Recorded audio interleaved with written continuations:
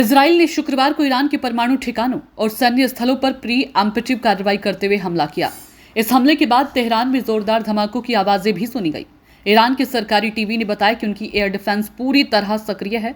मामले में इजराइल के रक्षा मंत्री इजराइल कार्ज ने कहा कि हमले के बाद ईरान से मिसाइल और ड्रोन हमले की आशंका है, इसलिए देश में आपात स्थिति घोषित की गई है, जिसके लिए शुक्रवार को देश भर में स्कूल बंद रहेंगे।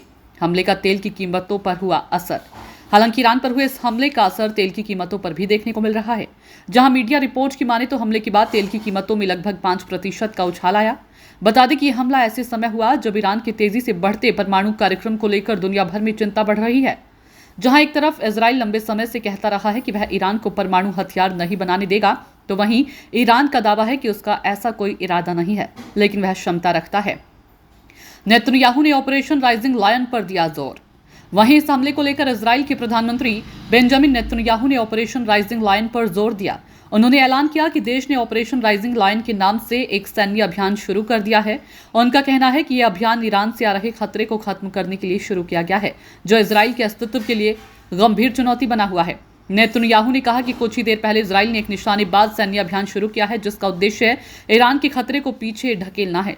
नेतन्याहू ने जोर देकर कहा कि यह अभियान तब तक जारी रहेगा जब तक इस खतरे को पूरी तरह समाप्त नहीं कर दिया जाता।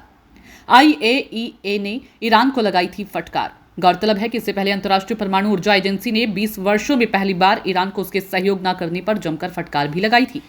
इसके जवाब में ईरान ने घोषणा की है कि वह देश में तीसरा यूरेनियम संवर्धन केंद्र शुरू करेगा और नई पीढ़ी की सेंट्रीफ्यूज मशीनें लगाएगा। अमेरिका ने हमले से झाड़ा पल्ला।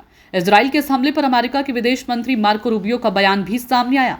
उन्होंने कहा कि इजराइल ने ईरान पर जो हमला किया है वह उसका एक तरफा फैसला था और इसमें अमेरिका की कोई भूमिका नहीं है। उन्होंने कहा कि हमारी पहली प्राथमिकता क्षेत्र में तैनात अमेरिकी सैनिकों की सुरक्षा है।